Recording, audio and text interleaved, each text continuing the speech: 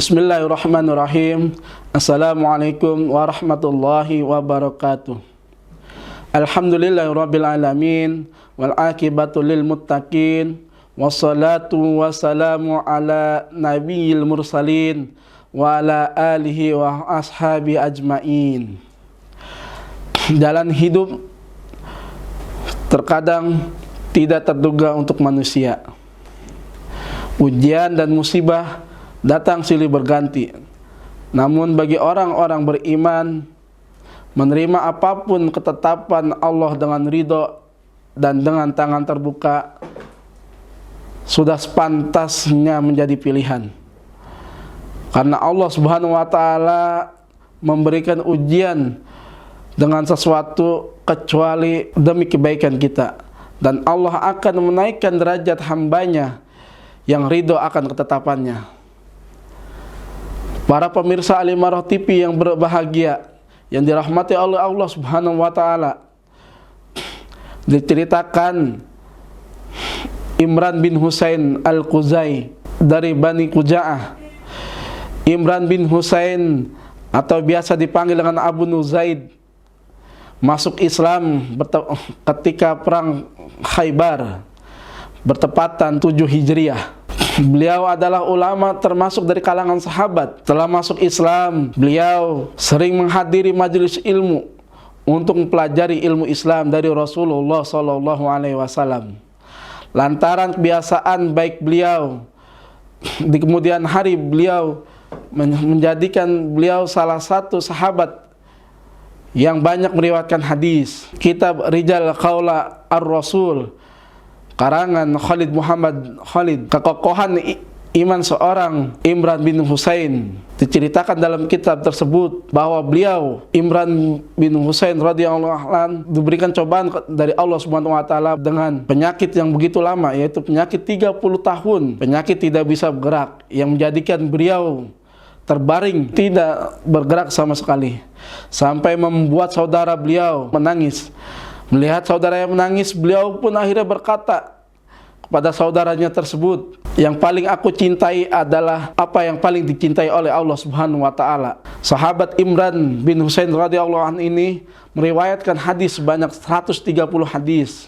Dan ketika beliau menjelang wafat, beliau memberikan nasihat kepada keluarganya. Beliau mengatakan, jika nanti setelah pulang dari pemakamanku, sembelihlah hewan ternak kita, lalu bagikanlah kepada kaum fakir, kepada orang lain atau fakir miskin. Subhanallah, demikian keteladanan yang beliau berikan kepada kita, yang sabar dan penuh keridhaan dalam ketetapan yang Allah berikan kepada beliau, yaitu penyakit hingga 30 tahun. Tak ayal jika beliau diserupakan seperti malaikat. Pemirsa Al-Imarah TV yang dirahmati Allah Subhanahu wa taala, keridhaan terhadap takdir Allah tercerminkan dan tergambarkan pula dari sahabat Nabi yang lainnya, Abdurrahman bin Abbas. Beliau ketika diuji oleh Allah Subhanahu wa taala, ketika di akhir usianya Allah Subhanahu wa taala memberikan ujian kepada Ibnu Abbas. Di akhir usianya Allah Subhanahu wa taala memberikan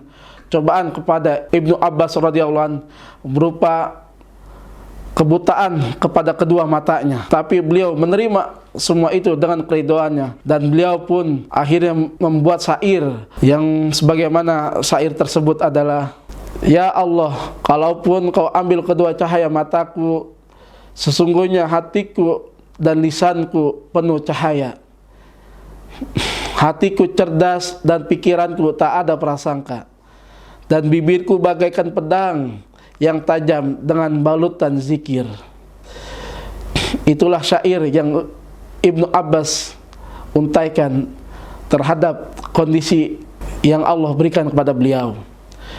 Keridhaan Abdullah bin Abbas radhiyallahu anhu ketika menerima ketetapan Allah Subhanahu wa taala tak lepas dari nasihat Rasulullah sallallahu alaihi wasallam. Saat beliau masih kecil, Rasulullah SAW memberikan nasihat kepada beliau. Hingga akhir hayatnya, beliau selalu mengingat pesan yang diberikan oleh Nabi SAW. Sebagaimana nasihat beliau adalah, ketahuilah bahwa sesuatu yang ditakdirkan akan menimpamu tidak akan mungkin luput darimu, dan segala sesuatu yang ditakdirkan luput darimu pasti tidak akan menimpamu. Hadis riwayat Ahmad nomor 21.589.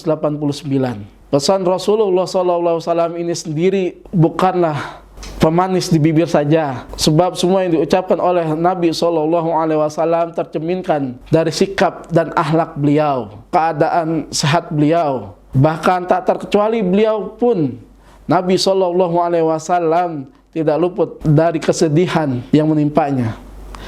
Sebagai hamba yang dicintai oleh Allah Subhanahu wa Ta'ala, Rasulullah SAW juga tidak terhindar dari sedih ataupun cobaan yang lain. Sebagai hamba yang Allah cintai, Rasulullah SAW pun tidak luput dari cobaan.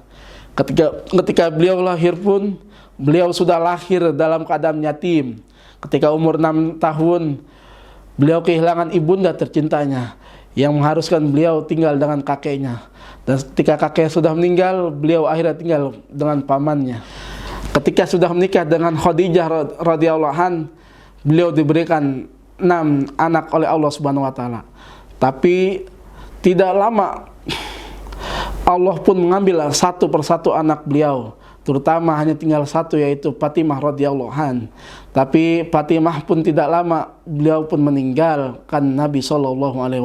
Bahkan beliau dicaci, dimaki dan dihina, bahkan beliau sampai dilempar dengan batu. Tapi karena beliau ridho dan ikhlas menjalani ketetapan Allah Subhanahu wa Ta'ala, maka beliau pun diangkat derajatnya setinggi-tingginya oleh Allah Subhanahu wa Ta'ala. Inilah ridho dengan ketetapan Allah Subhanahu wa Ta'ala, semua pasti akan baik.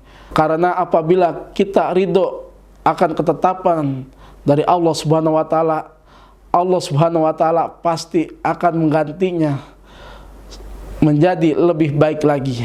Berwisata ke negara Kenya, jangan lupa mampir ke Tanzania. Ridholah dengan takdir dan ketetapannya, niscaya hatimu lapang untuk menghadapinya. Untuk megah rumah impian, selalu ada mimpi yang hadir. Petik hikmah dari setiap kejadian, bukan untuk menyalahkan takdir. Billahi taufiq wal hidayah. Wassalamualaikum warahmatullahi wabarakatuh.